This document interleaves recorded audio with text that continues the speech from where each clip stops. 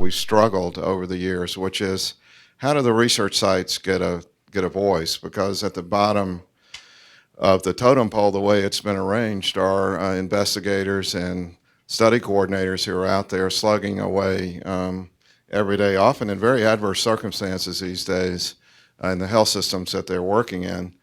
And all you would hear at meetings about site performance was basically, can we list the degree to which the sites follow our orders, no matter what they are, and fill out the forms exactly the way we want them, instead of do we have sites that are really focused on doing the best research for the patients and research participants that they're serving. So over the years, Christine not only has developed a site management organization that has been very successful, but she's now started an organization for research sites. I agreed to join the board, and I thought it was the right thing to do, but I expected sort of a slow ramp up. But as you'll hear, it's really had an amazing ramp up, has a huge number of research sites now that are participating. And it was really fascinating to me today to hear that certain, I guess I can't name them, academic institutions are now knocking on the door wanting to participate with their networks within their health systems. So this should be a fun session. I think it's going to tell us a lot about what's going on out there with sites, and I look forward to the discussion especially. We really have a chance to learn from this. Thanks. Thanks So you much. have a mic on already, right? I do. Is it on? Let's see. Hello. Can you hear? Good. Let's see. Maybe higher. Can you hear? Okay. Well, thanks so much, Rob, and thank you all for coming. It's really great to be back here. It's been a number of years since I've been at Duke, but I thought maybe before we launched into this presentation, which is supposed to be about the bottlenecks of study startup, and as Rob alluded to, everyone's quick to point to the research site as the bane of all the problems in this industry. I thought maybe it would be helpful for you to know a little bit about where I come from. So I was an intensive care nurse a few decades ago at a hospital in Washington, D.C. that prides itself on doing a lot of open heart surgery cases. And some physician came up to me and said, hey, you were on the committee that looked at was dopamine or dobutamine better for patients after open heart surgery. So that tells you how long ago that conversation occurred. And he said, I want to do this thing called a clinical study, and we've never done one at our hospital. Do you know how to do it? And I said, well, no. And he said, well, you're really good at collecting data. And there's this thing called a PI meeting that's happening at UVA on Saturday, and this was on Thursday. And he said, can you go? And I said, well, sure. And he said, do you have any idea what you're doing? And I said, no, but I can figure it out. And the first thing I figured out was I needed to go shopping for a new dress because I didn't know how to wear scrubs. So off I went to this thing called a PI meeting, and that was about 27 years ago with Upjohn on a drug called Lazeroid. It was an oxygen-free radical scavenger, and we looked for patients who had traumatic brain injuries from 4 to 12, coma scores, and you had to give them the drug within 4 hours. And this was so long ago, I was telling the ladies I had dinner with last night, there was no exception for informed consent. I just made the rules up as I went along. The IRB didn't have any concept of what I was supposed to do, so off we went, and we ended up being the highest enroller in the country for the next 7 years. Unfortunately, the drug didn't work. It didn't work in heads, it didn't work in subarachnoids, and it didn't work in spinal cord injuries. But that's how I got involved in clinical research. And I got what they call the research bug. And I just loved it. I never wanted to go back to being a nurse. I always wanted to stay in clinical research because I always found it really fascinating and interesting. But as the time went along, I realized that clinical research was leaving the academic and hospital environment. And that's when I went off and started RxTrials some 21 years ago. And as Rob said, it's I don't run it anymore, but I think they're up to about 27 sites across the US and South America. And they do every therapeutic area from the crib to the grave. And along that path, I became as frustrated as anything else in that there was no site data. I could go to my lawyer and he could tell me exactly where his practice fell out. I could talk to physicians, they knew exactly how many patients they were supposed to see, but nobody had data about sites. Nobody really cared about us except for to say, we didn't enroll enough patients, we overpromised, we underdelivered, and the data we provided most of the time was subpar. So I said, about 12 years ago, what if I got sites together and we just talked about this idea of how to run a clinical research site? And so with all of my enthusiasm, I went and rented an entire hotel, figuring I'd get 100 of my best friends to come, and exactly 6 showed up, but they ate for 100. So that meeting was the Site Solutions Summit. And now the Site Solutions Summit's in its 9th year. We'll have about 700 or 800 people show up this year. It's for investigators and directors and managers, but along the way the sponsor said, well, if you have all these sites coming, why can't we come? And so the summit continued to grow, and we continued to do studies every year and surveyed them about a lot of site metrics, because I didn't know if I was profitable or not. I only had my accountants saying every year, well, it looks like you're doing okay. So that was the purpose of the Site Solutions Summit. The sites then said, we need a voice. We need a collective community. So will you start this? With all 6 of them in the room. I said, well, I think we need a little bit more critical mass. So we waited a few years, and then a year and a half ago, we launched the Society for Clinical Research Sites. And the purpose of this trade organization, which represents the business entity, as opposed to professional organizations like ACRP, of which I'm the past director of the board there, or DIA or SOCRA, they represent the people. So a trade organization is, just as our mission statement says, we are interested in site sustainability. So what I'm going to share with you now, and I encourage you to stop. I can talk a blue streak. You can stop me at any time, and we can have some fun and some dialogue. But I want to share with you some site realities, not only about startup, but about everything else that's important for you as researchers to know about. So while some may argue that the Bermuda Triangle is not real, it actually is said that the Bermuda Triangle is not a real place. It is actually fictitious. And here you have all of the references, and you say, why is she starting with the Bermuda Triangle? We're neither flying nor going on a boat. But it draws us to the conclusion of what we can call now the Investigator Triangle. Because this is actually now one of City's projects that we're looking at, is the turnover of the investigator. And so we see here, you get to fall into one of 3 categories. You're either the one and done, which I'm sure we've all heard, right? And in industry, we actually say that, and it's almost like a badge of honor. Like, it's such a tough business to be in. 57% of them get in and out. Well, maybe it's really not that tough. Maybe we just make it so difficult that we can't really keep all the intellectual capital that we need. We have the dabblers that just do a few studies, and then we have the doers. And this is real important as we move through the slides and you see how some of these statistics play out. Where do they fall in this diagram? And then I just want to digress for a moment and say, why is it that we have that small 8% at the top? Have any of you read this book? This is the most outstanding book. It talks about why are we outliers? Why do some of us do things so exceptional as compared to the others? And they actually looked at it scientifically and found some trends. I'm not an ice hockey fan, but apparently in the US, we don't let our kids start playing hockey. It's determined by the age they go to school, which is your school year. So if you're born in August, you get to be in the junior league ice hockey team. But in Canada, they let you start, they look back to when you were born in January. So those 9 months that their kids have for additional maturity actually make the difference, is hypothesized, as to why they're so much better players. And then it talks about Bill Gates.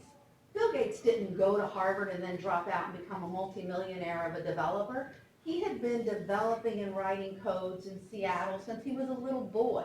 He went to an elementary school, it was well funded, they had lots of computers. So he had been practicing this for 10,000 years. And that's kind of the magic number. And the Beatles, just to throw some fun in, they didn't come to America and that was the first time they sang. they had actually been practicing for years in these little back pubs in the UK, and they practiced and honed that skill. So when we think about our physicians who become investigators or our coordinators, you're not great the first time you come out of the gate. You're great when you have 10,000 hours. And when we look at that diagram, we don't get many investigators that get 10,000 hours. So when we look at all of those site metrics, we may be able to draw a parallel as to why this is all occurring. So we came up with this concept of the 6 segments of site management. And you can fall into, any one of these at any moment, but we're going to go through each one pretty quickly. So we'll just start here. So under business foundation, you all came to Duke, there's all this ECRI and your big establishment, and you don't know necessarily, as I say, what it's like in the real world.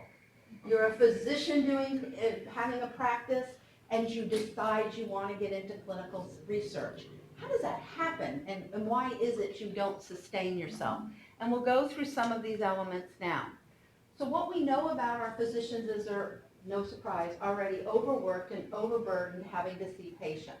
Their day is already fully occupied, and this doesn't include all the committee work and extra activities that you get to do here and donate your time for your professional development.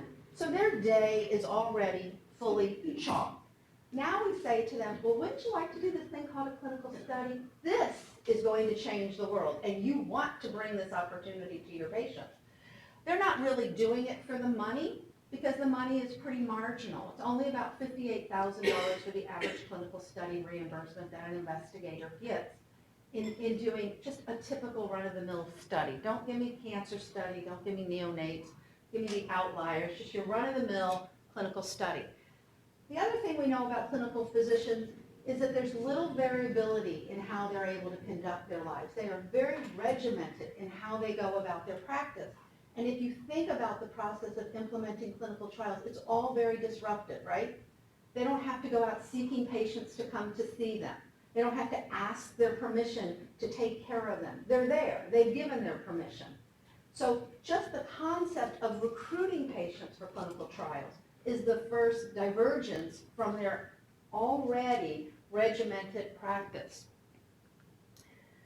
Then we go on to how they hire these people. So back when I started, it wasn't uncommon that you were a clinical nurse, and then, oh, by the way, now you're a clinical coordinator. And you could just do this while you're doing everything else. But today, that's pretty much passé. But how do we hire this? And Pam and Leanne and I were just sitting out there chatting before we came in. How do we even identify who these great coordinators are? Because while all of the physicians in the room, present company in the front row included, you are fabulous and great, and we couldn't do it without you. But the reality is, as you know, your clinical research coordinator is the linchpin of your clinical research practice. This is the person who scurries around and does all of this. And yet, when we hire these people, we see here that we do little to check their references. We do little to identify what are the skill sets we need. Being a great coordinator or a great nurse does not make you a great coordinator.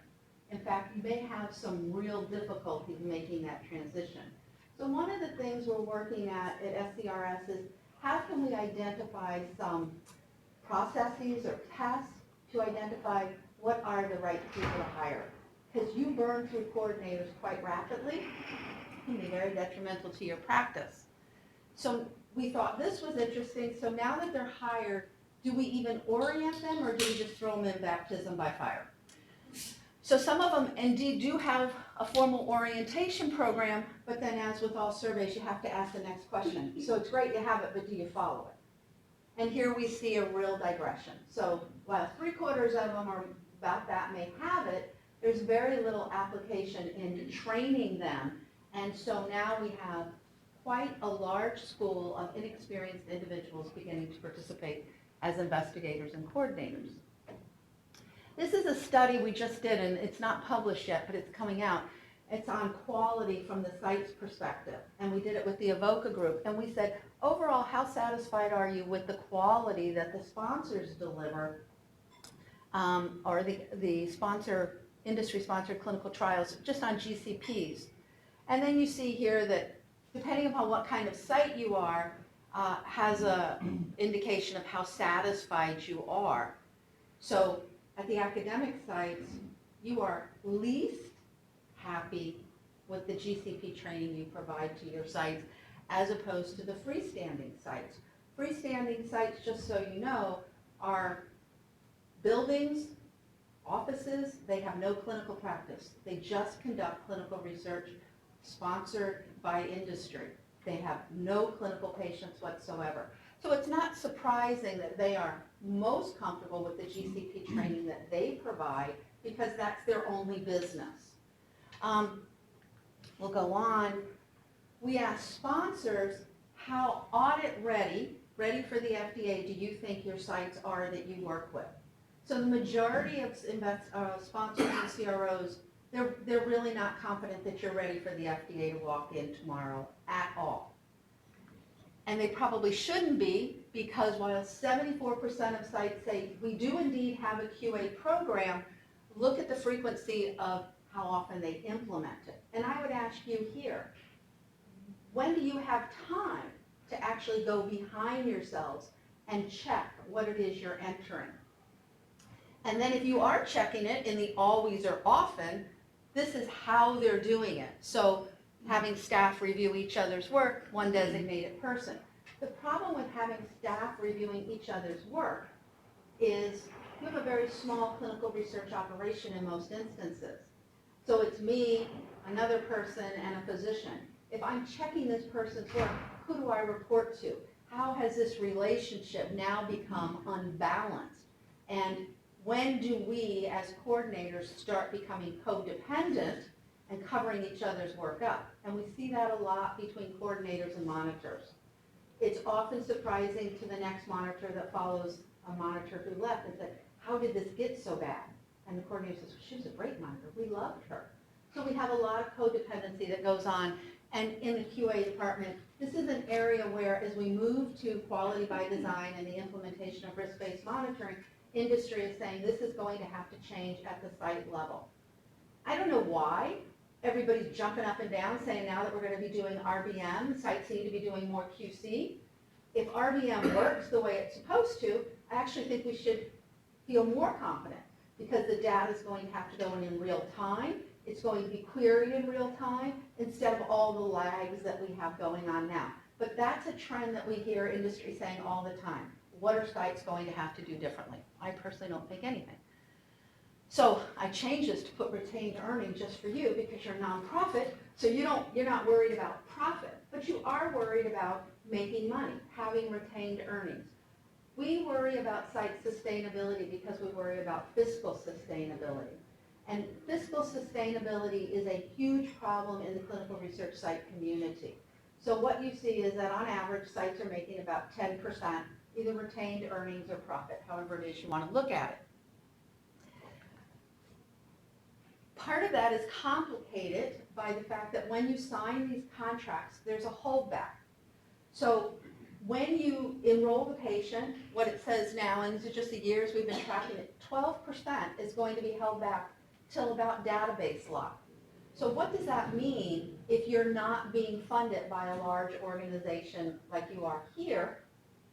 Who's going, they're holding all of your profit. Then it really takes it to the slide before. Now you know why they don't have a QA program.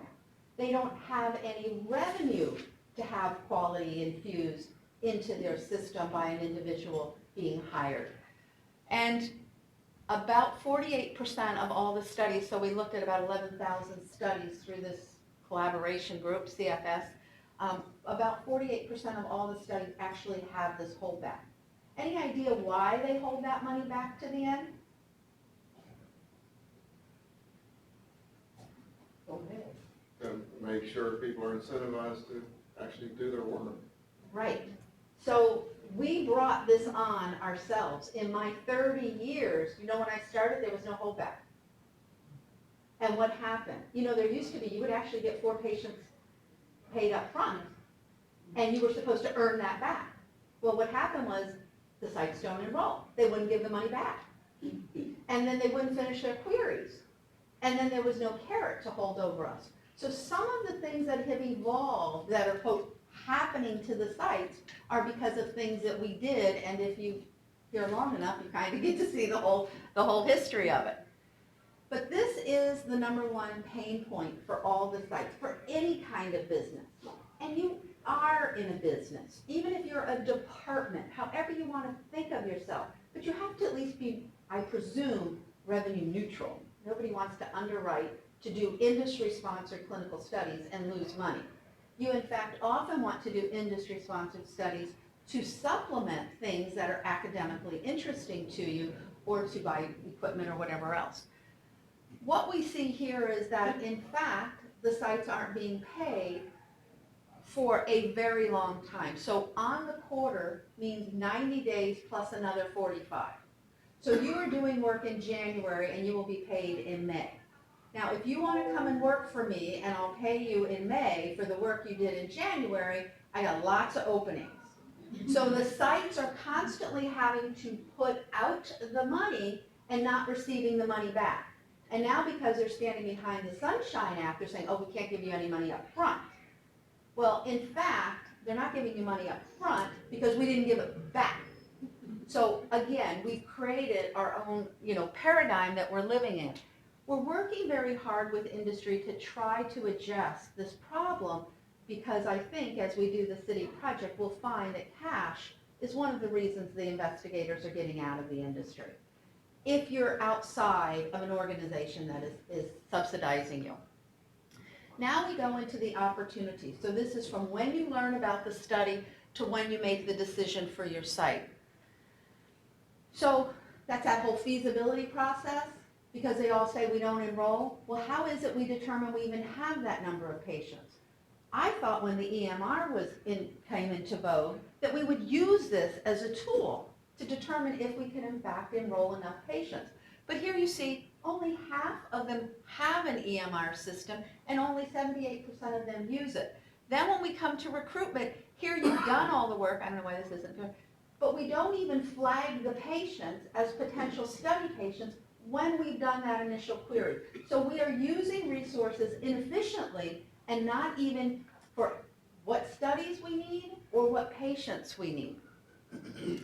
And then on top of all of that, remember this is a $60,000 investment from me to you or for your site. You're making this decision in about 30 minutes. So when we say garbage in, garbage out, this is what I say to industry all the time. Why are you surprised by the results that you're getting when we look at kind of the platform of how we as sites behave, and then why do we behave that way? Interestingly though, of the sites that are going after those studies, they're seeing about an 80% conversion rate, meaning the studies that I went after, I actually was selected for. And why is that? We don't have enough investigators. Right now it said for the next 5 years, we will need about 60,000 investigators, 60,000 unidentified investigators to do the work that's in the pipeline for the next 5 years around the globe. Where are we going to get these patients, these investigators? So why are we surprised we have a high conversion rate? They need you. Even when you're not 18, they still need you. Now you've been selected, and now you're going from the site selection to the site activation period in this what we call pre-study period. This data came from a study that I did with Rob, Dr. Caleb here, and Briggs Morris, who now works at AstraZeneca. And we looked at study startup time. And this was done through City. We had over 10,000 data points, half of which had to be thrown out because people weren't even calling things the same thing. But we did have 19 different providers of this information, and they were sponsors and CROs and NIH and AROs and everybody else. And what we looked at was, what was the time between when the protocol was received by the site and how many days it took you to get to the IRB? 44 days, just to get that through was the mean. And then what you see here is, so I can't see it, but 51 goes to the VA, 66 to academics, and 68 to hospital-based. So these were significantly higher than the mean. And then these folks were much more brisk in getting it to the IRB. I would ask you, what are you doing for 44 days?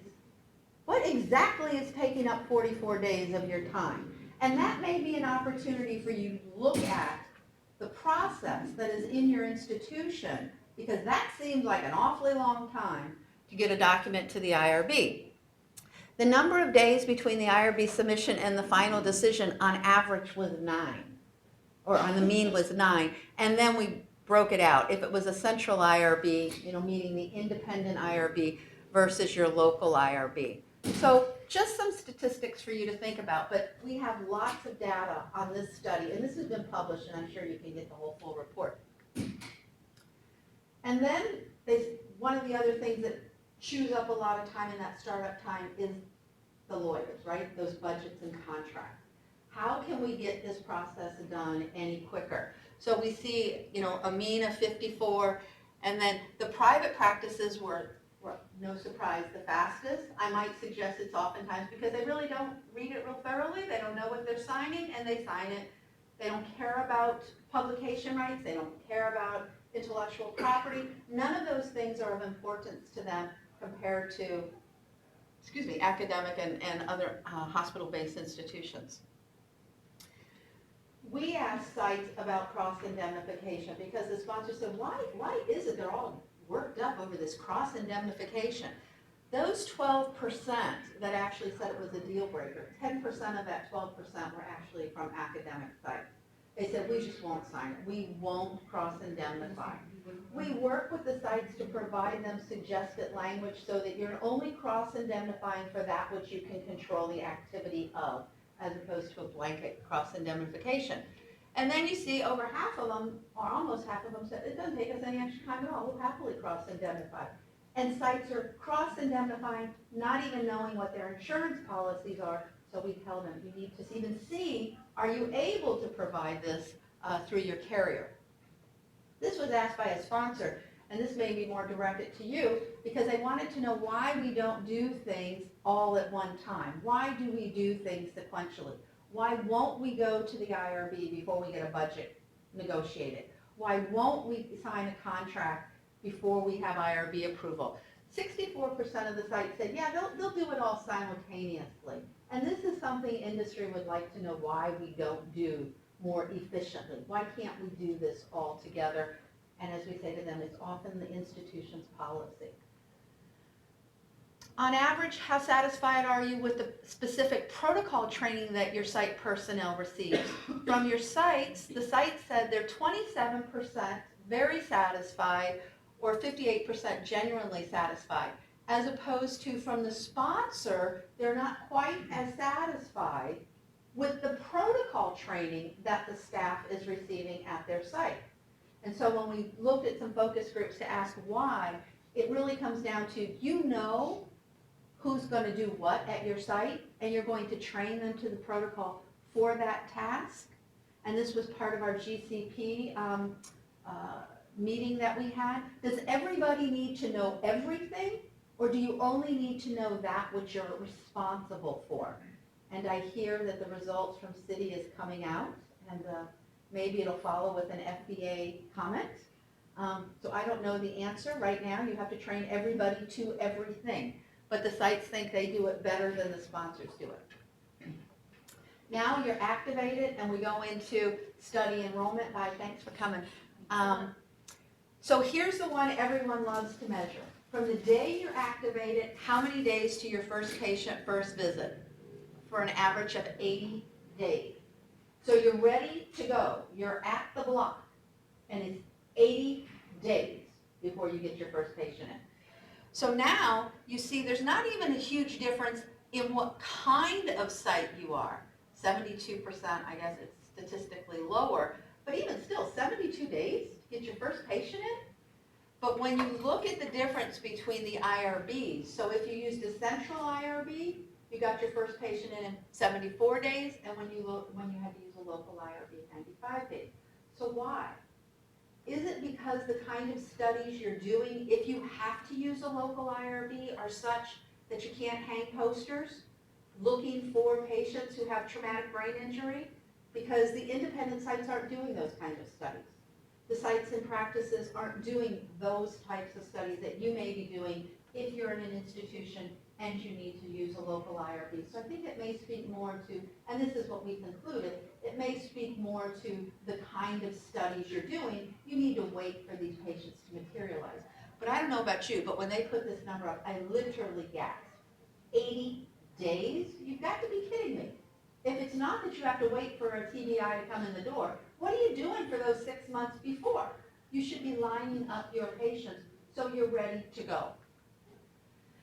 So once you are ready to go, unfortunately, if you layer that Investigator Triangle over this, you see that this really matches up very nicely. That some 13% well exceed their enrollment goal. Remember the 8% that were our doers? Guess who are our overachievers? The people who know what they're doing. It's not their first study. And then we go down to the under-enrollers or fail to enroll any. We've got our bottom part of the triangle. It all matches very, I think, clearly, and I often say we should just be surprised that we ever end on time, even close to on time, because we've got a bunch of first-year students here being investigators. So this is something that industry is hedging their bets. They're now putting about 30% more sites on any study to make up for the under-enroller. So even though they'll say it costs them somewhere between $70,000 and $80,000 to get a site ready to go, they'll still invest that to the tune of 30% more sites because they don't believe what we told them in the feasibility, because we spent 30 minutes doing the feasibility process. So they aren't stupid. So here's just a cross-section of how we do deliver, looking at it from a different perspective across countries. And not surprising, you know, the US kind of come in as the lowest here. Some people will say that's why industry went outside of the US, I don't know, about 10, 12 years ago.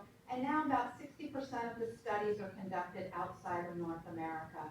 And the rest of the world is, as Dr. Woodcock likes to say, what does she say, eating us for lunch? Is that how the expression goes? So I thought, what if we looked at a recruitment problem from a different perspective? What if it really was tied more to compensation? So we asked last year, sites pay greater attention to enrolling studies that have monthly payment terms. Because who would you want to work for? The person who's going to pay you next month, or the person who's going to pay you in 6 months? And what we found, not surprising, is that 51% of the sites said, yeah, we'll pay attention to studies that enroll and that pay, or rather that pay us on a monthly basis. Having run sites for 20-some years, I was not at all surprised. If cash flow is your biggest problem, you need to create cash, you need to enroll into studies that are going to pay you, not that are going to pay you in many more months. The last question here speaks to screen failure payments. Again, a problem we created for ourselves. Once upon a time, for every patient you enrolled, you were paid a portion of that patient's reimbursement. Today, you get a formula. We'll pay you 3 screen failures for every 1 patient you randomize. Why is that? Sites used to, and still do, enroll patients, not that I would call screen failures, I would call them inappropriately enrolled patients. They didn't even meet the inclusion-exclusion criteria. And not because of the labs that you were waiting for, but with the information that was in front of you. So now we see screen failures going on the rise, and when I talk to sponsors, they say, well, you put the wrong patients in. I said, those aren't screen failures, those are inappropriately consented patients. You should make the site pay you for that patient, because you've got to now do all that work. This is why we now have migrated to this screen failure ratio. So again, when a site is consenting and screening patients and they can't get, they're screening and they can't get one to randomize, what they're saying is, yeah, we'll quit screening and we'll quit in a minute because I'm not getting paid. So industry is having to look at this problem that they have created, which I believe is what we'll find is some of the reason we have turnover of investigators. This article came out in the Wall Street Journal last December about how is it we're even looking for patients. And it was a great article, and if you haven't read it, I encourage you to go and find it. But it talks about all of this data that's out there about us, our digital footprint that we leave. Do you know if you buy your clothes on the internet, it is a higher chance that you are of larger size than the average American? And the rationale is because you have greater choices. If you go to a fast food restaurant and you buy food at the fast foods, the McDonald's, etc., and they know this because you charge it, they know where you're spending your money, there is a higher chance that your BMI will be higher. It goes all into all of this information they know about us and how we don't use that information to try to target potential patients for clinical studies. If you get a lot of speeding tickets, you have higher risk rates, but we don't look at this. We hang posters, we do radio, we do TV, we look for patients in the most peculiar way. But this suggests that this, in fact, is going to be where we're migrating to. Another article that I read says, think about places where you can find patients. And it said the lab. The lab actually is a very valuable place for you to look for patients when in fact it has quite a lot of information about these patients, but we don't make relationships with Quest Lab looking for patients to recruit. And so the whole idea is, how do we start thinking outside of the box to recruit patients? How is it we're going to find these people to populate all of these studies that we have? Because we're still holding steady at somewhere between 3 and 5% of the general population participating. And back in February, I did a panel with 4 patients, 4 real patients. One had stage 4 melanoma, mets to 4 different organs.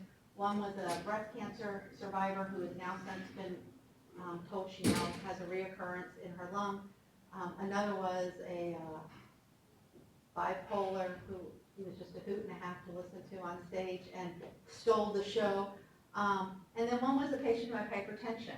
And after they all told their story about their clinical trial experience, when I asked each and every one of them, what would you say to this audience of 450 research professionals, it was mostly industry, what would you say to them? We can't find studies.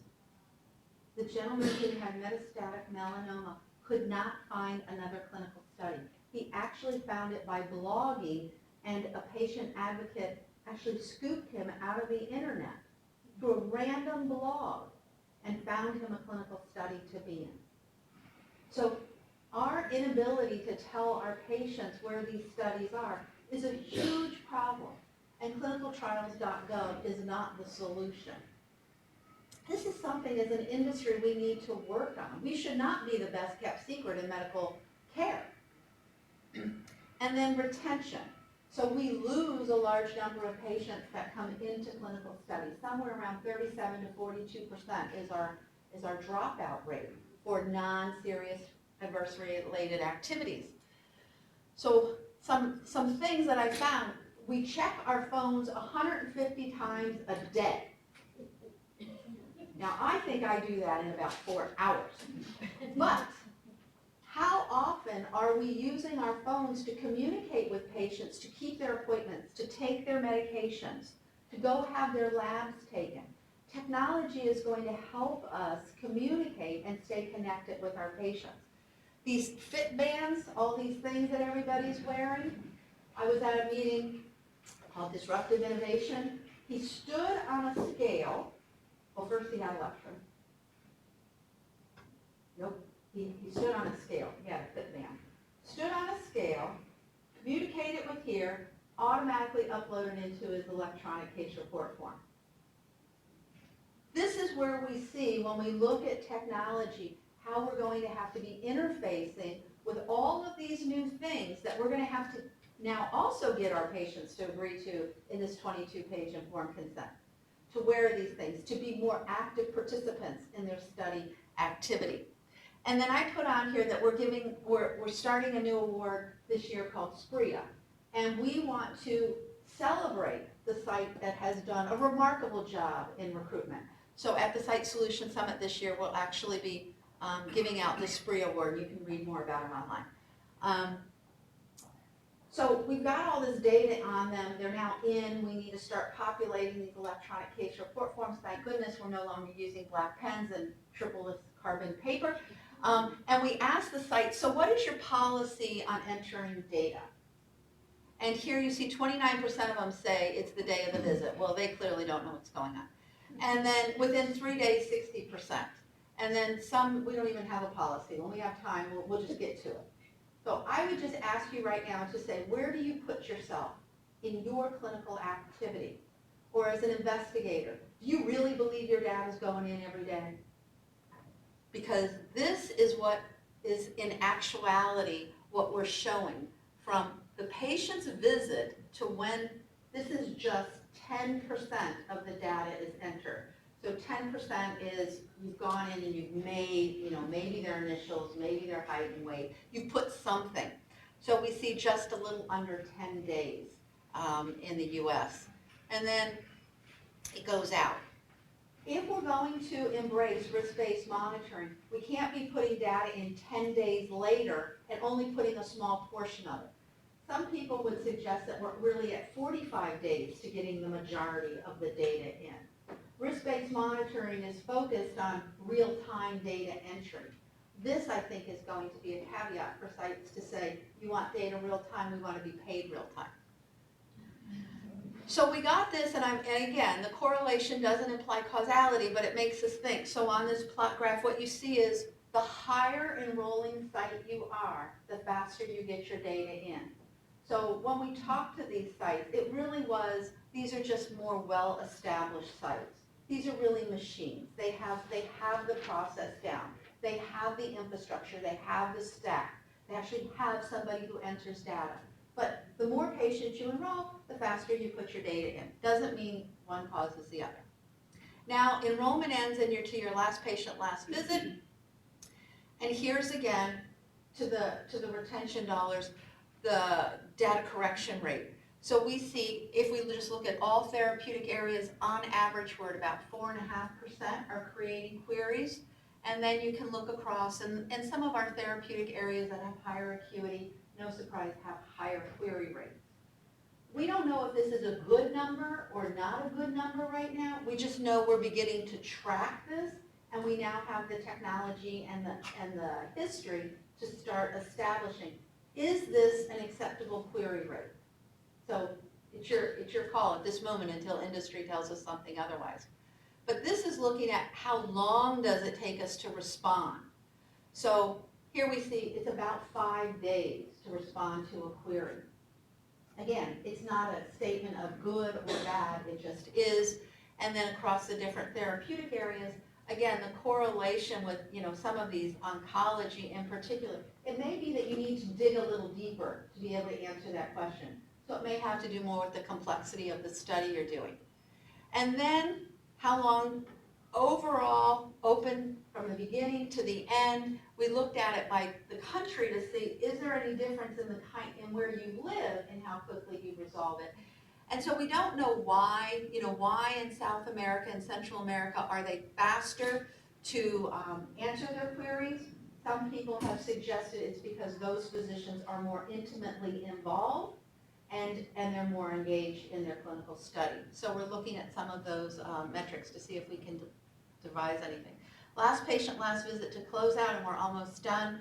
So do the sponsors and CROs, which you work with, share with you your performance metrics on your site. Very few actually ever get performance metrics shared with them. Any benchmarking information? Again, nothing. And again, goes back to, you can't expect people to change their behavior if you haven't told them how they're doing. If you're responsible for managing staff, you better be giving them feedback when they're not doing what it is that you want, or don't be surprised if they keep doing it. Well, when you're not telling the site how they're doing for some particular reason, which may really correlate more to what we found in the study we did on Study Startup, they don't have this data.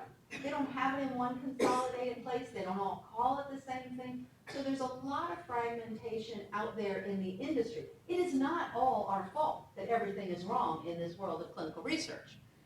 Then we asked them, do the all these vendors. There is on average 7 to 11 vendors that a site has to work with for every clinical study they do. If you're doing just 4, you probably don't have 44 vendors because you're going to have some overlay. You have at least a good 30 vendors. You know what else you have? 30 passwords. Now they've decided we need portals. So now they're going to create these portals, and we're going to go into this portal, and then we're going to have all these other doors with more passwords. This is going to help us. So at SCRS, we're working with Transcelerate on this portal initiative. I don't know what's going to happen there, but suffice to say, if we don't think sponsors and CROs give us any feedback, the vendors definitely don't give us any feedback. And yet when we asked, the sites really want the feedback, and they said, if you give us feedback, it will change our behavior. So we are an industry that we communicate a lot, we don't listen a lot. So we started with Malcolm, we'll end with Malcolm in The Tipping Point, another great book. It talks about how small things happen in the universe and cause a cascade effect. So whether it's the flu causing an epidemic, or some famous person wearing hush puppy shoes and then made hush puppies all the rage again, or if it's something you all decide to do in your organization and you share that concept, or it's something not as grandiose. I don't think that SCRS is that grandiose, but that's really what our premise is about, giving the sites a voice. We are not victims. We don't need to sit back and wait for everybody to give us everything. We can come together collectively, have a voice, have a strong discussion based on facts, and help move that forward. So one of the things that we're doing at SCRS, and we'll be unveiling it at the Site Solution Summit, is creating the 12 best practices for site sustainability and management. And I'm sure you all will get them. But we're looking at some of these benchmarks. Is a query rate of 5% acceptable? Do we want to make it 4? Do we want to make it 6? Probably not 6, but they'll probably want to go to 3. You know, is 9 days to get data in acceptable? We have to start with first establishing some standards, and then let those standards germinate more and more ideas. But we're just going to start with 12. And lastly, I invite you to the summit. It's in October, and we have time for questions. Great, thanks.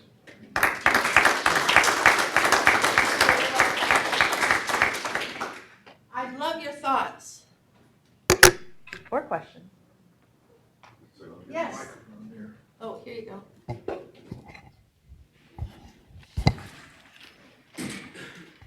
Hi, thank you so much for your talk. What are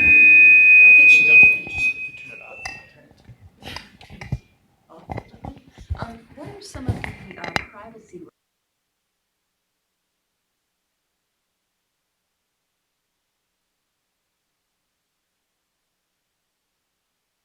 into your credit card history and using that information? I am not a lawyer, so I can't say it.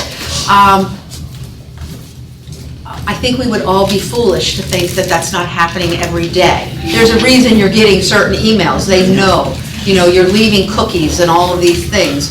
So we're very concerned about HIPAA, and that's what boxes everything in that we do. I don't know. Does anybody know the answer to that question? I think the bigger question is the cost to get to it.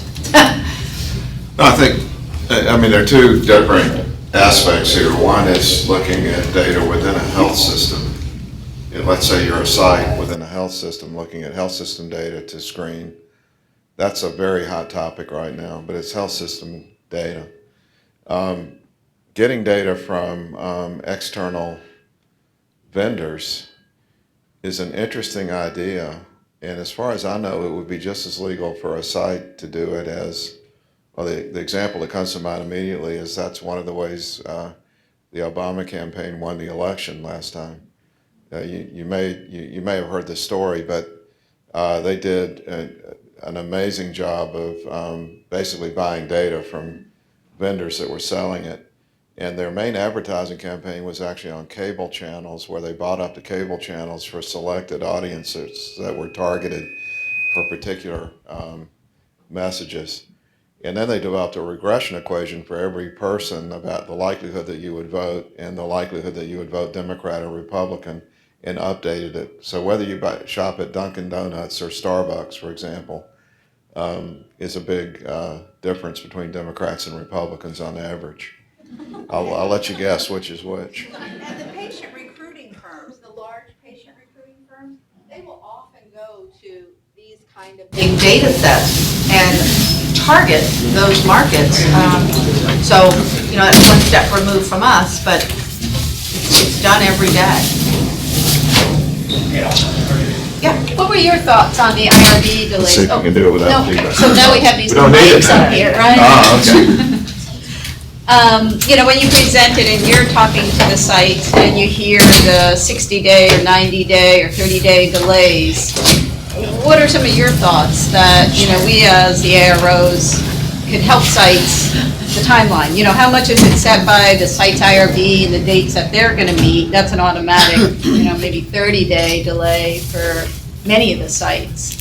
So I know with us working with them, we're trying to get everything in line, showing them exactly what we want the letter to look like. We've reviewed the informed consent, we've sent it to everybody so that we're trying to stop a lot of back and forth. But, if there's other things you're hearing from the sites, I think we'd love to hear it. So I think the average was 40 days from the time they get the protocol to the time they submit to the IRB.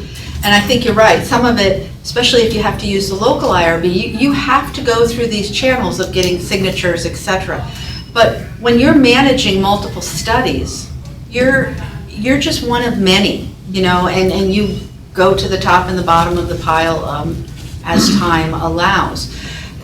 Right now, we see a lot of CROs focusing, and some of it's, quite frankly, to control their revenue that they perceive to lose when risk-based monitoring goes in. So a lot of them are shifting to site management services.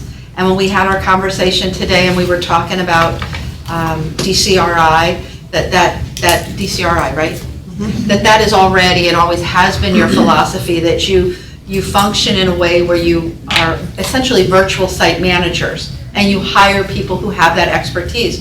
Well, that's now what industry is doing as well, because they realize that, especially when you look at that triangle, they don't know all the things they have to get ready. They don't know the financial disclosures. And I don't think in particular that all of this utilization of portals and all of this stuff that's supposed to make it easier, I don't think it makes it easier for them. I think it was easier when we got a packet and we just pushed the packet through. So I think continuing to support them in that way would be very helpful. Yeah? Where is or how do you find the sweet spot of contacting your site enough and not being annoying and a nag? We work with many sponsors and it's like, call them every week. They make us put it into our monitoring plan. And if there's nothing new to discuss, you can almost be annoying when they see your number come up on the phone. How do you find the right amount of, I'm here to help, but you're not, constantly questioning what they're doing and nagging them? Well, I think the former is the key. I'm here to help. Oftentimes, sites only hear from you when they're not enrolling. Nobody calls and says, congratulations, you're just putting your 20th patient. It's, how come you haven't put in your first or your second, or it's been 3 months since your last patient. Sites want to have one point of contact. So that's one thing I would encourage you to look at, is they don't want to have all these different people to answer to.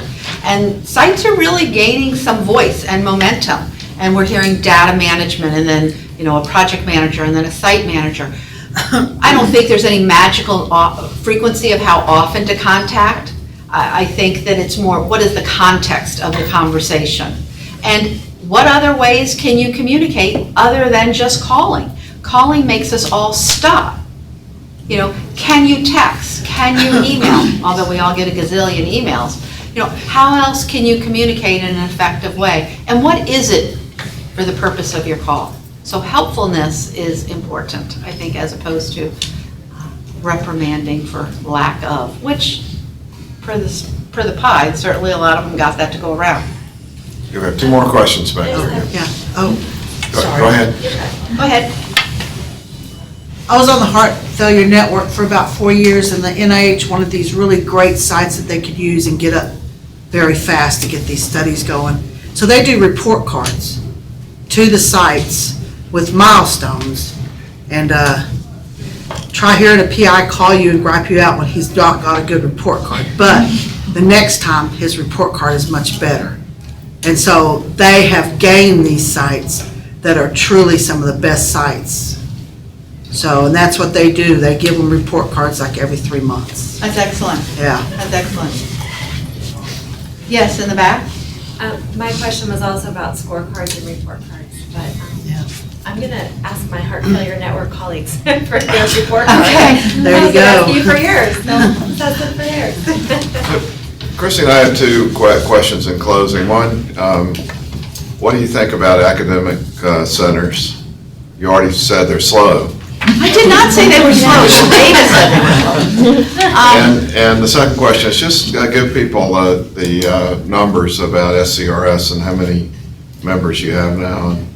Okay. Well, I'll give you the latter first since it's a little easier. So in a year and a half, we're now up to about 14,000 investigators that we're representing in 22 countries and about 12,000 research personnel that are working with those investigators. We have our first summit in Europe coming up in March 2014 in Croatia, and a European or a South American summit in the latter part of 2015. So it's grown far beyond anything I believed. I think it was one of those things where it was just waiting to happen. Anybody could have done it. And it was great timing. And Rob's been on the board. He was actually, so here's a little personal story. I knew Rob through City and through a variety of meetings, and you've never even heard this story, but I was at the beach and I had this meeting to talk to Dr. Califf, and I was all nervous, and I was really, really nervous. It was Sunday at 10 o'clock and I was gonna talk to him. We had been out on the boat, and I served whatever I served, and I was sure I had eaten something that was wrong because I was so nervous to tell him about this idea. But then I told you, and you were actually the first person I told, and he said, well, you've always been a strong advocate for the site, so I think it'll work. So it was with the encouragement of folks like Rob and others that we ventured out, and I think that's why it's so successful as well. SCRS has a tremendous, tremendous backing of a lot of key stakeholders and individuals in the industry, of which you and this fine institution has been one of. What do I personally think of academic centers? I think that they add tremendous value in a way that other investigative sites tend not to. And I think the intellectual capital that's infused at earlier stages of protocol development and your perspective is very illuminating to the sponsors that ultimately want to create these protocols. I think your reputation is one of sites that tend to under-enroll massively, and as NIH dollars continue to become more and more difficult to obtain, the need to find other funding sources may be looked at to industry, and you need to be very competitive. And so don't sit back and say, we are who we are, and we can continue operating. You need that market share back. And I did a webinar for a big CRO, and we had thousands of academic sites on the phone wanting to know how to get that market share back, because you used to have it all. And so I think tending to some of those things that we talked about will help that be achieved. But clearly the key opinion leaders are what you have, and they're critical to the success of every single protocol we do. And do you want to tell them now who the latest SCRS member is? Who is the latest SCRS member? Duke University. So yay, thank you and welcome. Thank you. All right, thanks, Christine, that was great. All right. Thank you very much.